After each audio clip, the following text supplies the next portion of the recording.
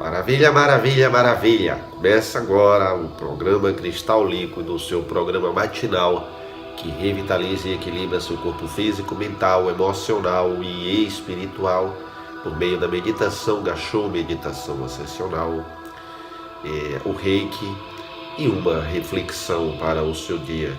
Porque quando a gente se ilumina por dentro, tudo por fora melhora, tudo em nossa volta melhora, tudo em nossa volta muda e ganha luz e um aspecto de beleza, absolutamente tudo.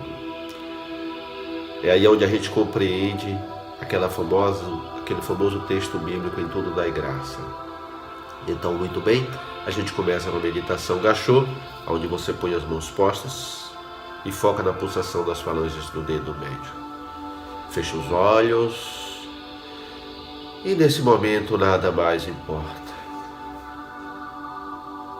Apenas as pulsações das falanges do dedo médio. E você foca nela e ela vai se tornando cada vez mais evidente.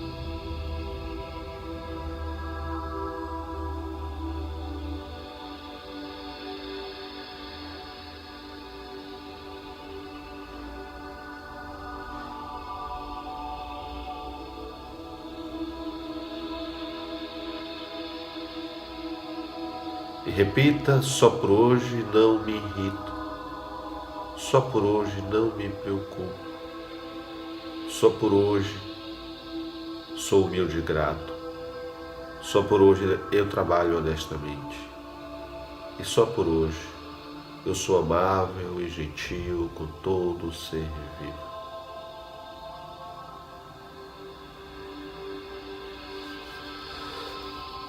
E que essa paz possa estar fluindo agora em você, que as vibrações começam a mudar assim que a gente se dispõe ao programa Cristal Líquido e a meditação Gachô.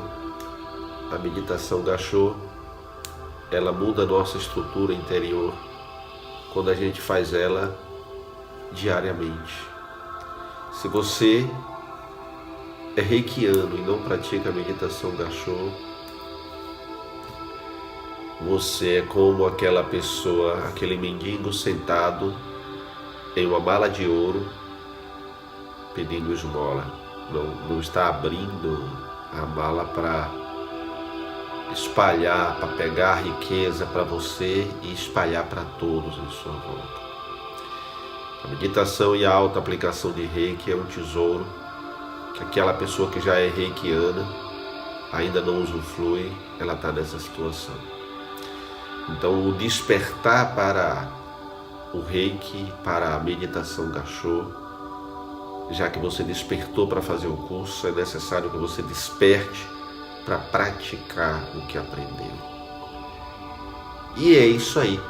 Hoje nós vamos falar um pouquinho sobre julgamento, porque é algo que impede o nosso crescimento, o medo do julgamento. Hoje eu não vou falar de você julgando o outro, que a gente já sabe.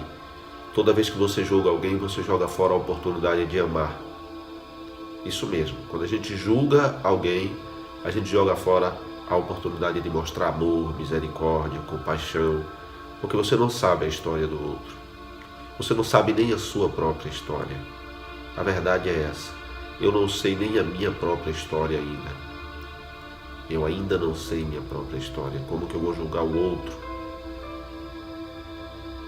porque fez isso ou aquilo? Então a gente não vai nem chegar a falar, não. Agora não vamos nem falar de julgamento da nossa parte para com o outro, porque a gente deve despertar cada vez mais que isso é desamoroso, tá? Por exemplo, você vê alguém e chegou com uma energia que você julgou como ruim. Um exemplo. fulano está com energia ruim hoje. Será que essa energia é de fulano? Ou será que fulano não higienizou alguém que estava com energia ruim e ainda tem fragmentos dessa energia com ele? Ou ele não disponibilizou muito do seu tempo ajudando alguém que estava em um sofrimento muito grande? Então é muita coisa para a gente estar avaliando. Então solta o julgamento. Mas vamos falar assim agora do medo do julgamento que impede da gente crescer. Isso mesmo. É muito comum a gente indicar uma pessoa para fazer algo e ela dizer como o povo vai encarar isso, sabe? E eu não estou falando aqui você deixar de fazer algo por medo de julgamentos, você deixar de fazer algo que você sentiu que pode ser o seu lado obscuro, a sua sombra que quis. E de fato a gente não deve fazer algo que a nossa sombra está querendo. Assim, deixa eu esclarecer melhor. Eu não estou falando aqui você deixar de fazer algo por medo de julgamento, você deixar de fazer algo ilícito. O que é ilícito você não deve fazer mesmo e pronto. Independente do que os outros vão julgar, algo ilícito só vai te prejudicar, então por que fazer? Não estou falando aqui de você fazer algo imoral, injusto. Então, eu quero que você reflita. Se você estivesse sozinho, sem ninguém te olhando, você faria a mesma coisa que você faz em público? Tá? Ou tem coisas que é legal de se fazer, que você tem muita vontade de fazer, mas você não faz com medo do julgamento dos outros. Essa é a chave. Existem coisas que você tem vontade de fazer, você sabe que é legal, você sabe até que vai te fazer bem, mas você não faz com medo do julgamento dos outros. É isso que a gente precisa ficar atento. Porque o bloqueio do nosso crescimento pode estar aí. Entende? O bloqueio do nosso crescimento pode estar aí. A gente quer vestir uma roupa, mas veste outra porque sei lá o que vão falar se eu vestir essa roupa aqui. Sabe? Mas você vai se sentir bem com essa roupa? Tem mulheres que morrem de vontade de cortar o cabelo e não cortam com medo de julgamento. Tem homens que morrem de vontade de criar o cabelo e não criam com medo de julgamento, sabe? E o julgamento vem mesmo. Eu já criei o cabelo, já tive vontade de criar o cabelo. E já teve pessoas que perguntou para membros da família se eu estava com depressão, se eu estava doido. Imagina por que eu criei o cabelo. Então as pessoas julgam mesmo, mas e daí? Tá? O importante é você saber como você está. Por que você quis fazer aquilo? Por que você sentiu aquele desejo? E você sabe por que eu não criava cabelo? Por medo de julgamento. Eu sempre, desde adolescente, quis criar cabelo por um tempo, mas a família criticava, a família dizia piadas, e o medo do julgamento me impediu de criar cabelo. Medo de piadinhas, de pessoas que não tem nada a ver, que não sabem cuidar nem da vida delas e quer cuidar da vida dos outros. Entende? Não sabem cuidar nem da vida delas e querem cuidar da vida dos outros. E aí eu tinha vontade de criar cabelo e eu não criava cabelo. Mas se eu criar cabelo, iria fazer mal a alguém? Deixar o meu cabelo crescer iria fazer mal a alguém? Iria prejudicar alguém? Eu queria ter essa conexão, essa percepção de como seria eu com o cabelo grande. E eu criei. A partir do momento que eu perdi o medo de julgamento, eu fui e criei o cabelo. Se eu resolver rapar a cabeça, também eu vou e rapo. Conheço um amigo que foi o contrário, ele resolveu rapar a cabeça. E só via gente indiscreta chegar até a perguntar se ele estava fazendo químio. Entende? é de fato pessoas que não sabem cuidar nem da sua própria vida. Ou estão tão ocupados em cuidar da vida dos outros que não estão cuidando da sua própria vida. Como que nós vamos estar preocupados com pessoas dessa natureza? Entende? Eu estou trazendo aqui um exemplo fútil, mas que de repente é algo que você quer. Então eu criei o cabelo até um certo tempo. Depois eu decidi que estava bom, que eu não queria mais. Cortei, cheguei em casa, a esposa até tomou um susto, poxa, ele cortou o cabelo. Eu digo, já deu. Entende? Pronto. Sabe? Então, às vezes a gente deixa de viver a nossa vida, coloca um peso nela, tão somente porque a gente imagine o que os outros vão falar se eu fizer isso. Entende? E muitas vezes é pessoas da família. Muitas vezes eu escuto a expressão, e o povo lá de casa? Eu queria tanto sentar e meditar. Mas o que o povo lá de casa vai dizer? Já pensou? Aí nós temos um exemplo muito grande do René May, né? O humanista René May, que faz a terapia de regeneração celular, que eu super indico que você faça um curso. René May, ele chegou numa praça pública e ele começou a meditar sozinho no meio da praça. E começou a mudar a vibração daquela praça. Foi deixando de ter violência naquela região, deixando de ter assalto. E as pessoas foram começando a meditar próximo dele. Então, quantas pessoas passou e julgou ele por aquilo? Criticou, aquele é um doido, ele lá meditando. Mas depois começaram a juntar pessoas meditando em volta dele. E o cara faz um trabalho de cura excepcional. Lindo o trabalho do René May. Pesquise aí René May. Então é isso, meus amados, meus amigos. É interessante você começar a pensar se você está deixando de fazer algo apenas por medo do que os outros vão dizer. Porque se você não quer fazer algo porque você não quer, porque você entende que, sei lá, eu não quero fazer isso. Beleza, você não quer e pronto. Então você não deve fazer algo que não quer tão somente porque os outros querem que você faça, porque os outros estão falando para você fazer. É muito comum acontecer isso também, tá? Poxa, eu não queria fazer isso, mas sei lá, todo mundo está fazendo, fulano está pedindo para eu fazer também. Eu vou fazer mesmo sem querer. Será que você está vivendo ou sendo vivido?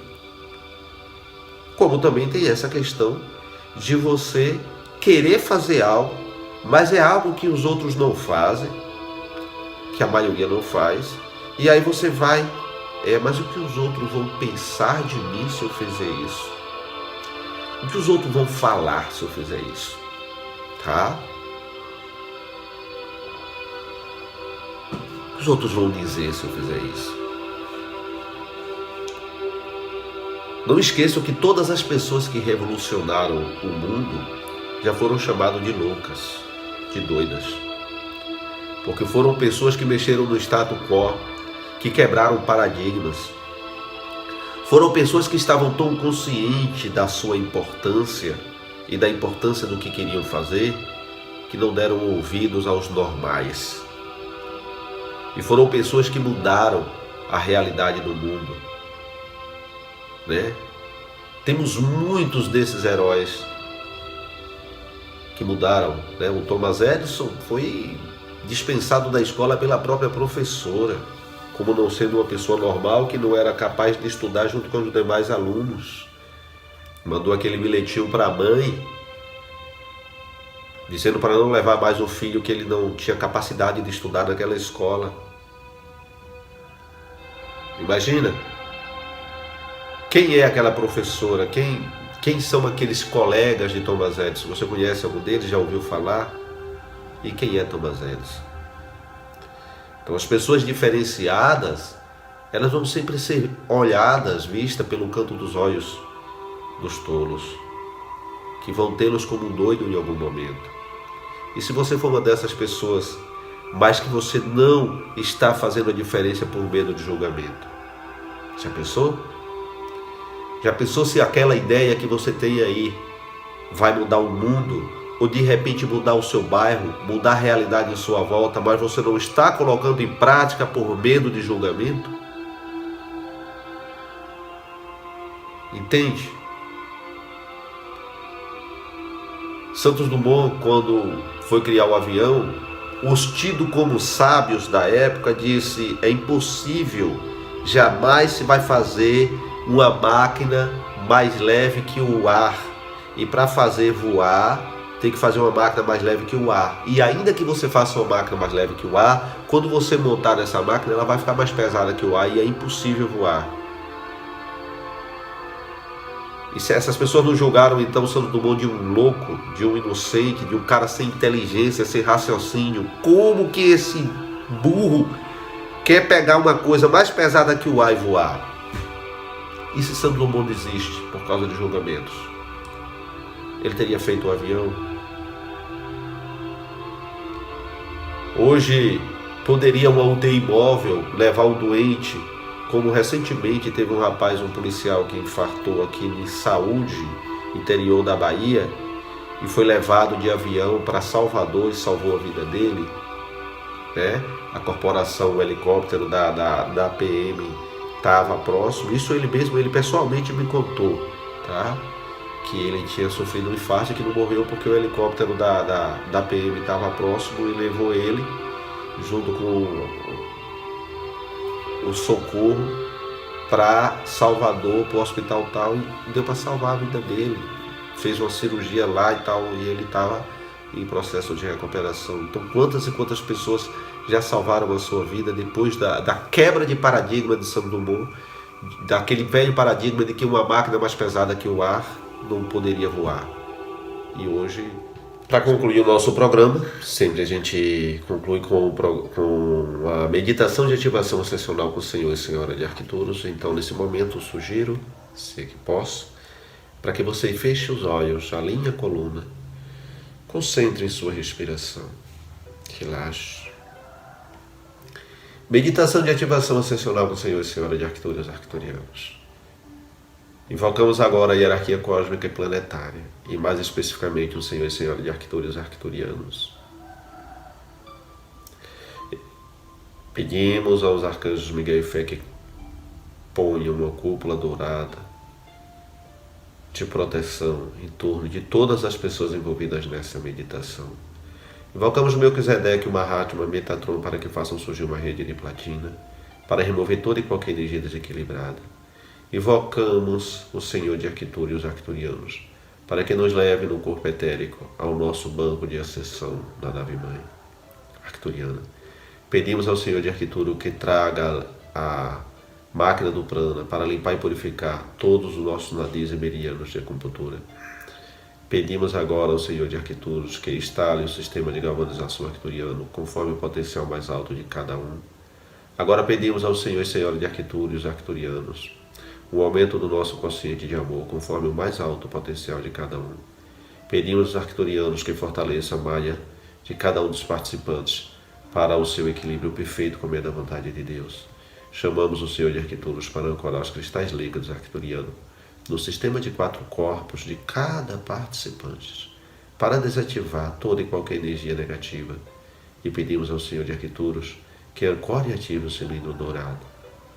Nesse momento, veja, sinta, perceba, imagine, pense em um tubo de ouro dourado envolvendo você, alguns metros debaixo da terra, envolvendo e subindo no perfil do seu corpo até o céu, e suga toda e qualquer energia negativa, incluindo todos os implantes elementais negativos, deixando leveza e luz em você. Pedimos ao Senhor de Arcturus que nos leve à câmara de cura arcturiana, e pedimos que a nave-mãe nos leve até a câmara de cura. Pedimos a câmara de luz arcturiana e a câmara de cura, para a cura de todas as lições de saúde etérica e física. Pedimos então ao Senhor de Arcturus e aos trabalhadores do templo arcturiano o programa de revitalização arcturiano, e finalmente pedimos a máquina da alegria arcturiana.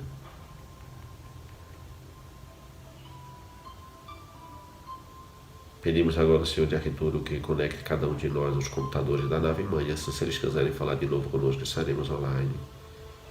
E vamos reservar este momento final para agradecer ao Senhor e Senhora de Arquitetura e Arquituriano por sua ajuda generosa. Pedimos ao Senhor de Arquiteturas que nos leve suavemente de volta à Terra e aos computadores e ao corpo físico, nos conectando de volta e trazendo conosco toda a lembrança e experiência de amor, alegria e gratidão que acabamos de ter. Gratidão, gratidão está feito. E assim finalizamos o nosso programa. E o que fica é luz, e o que fica é amor, e o que fica é alegria, e o que fica é paz, e o que fica é gratidão.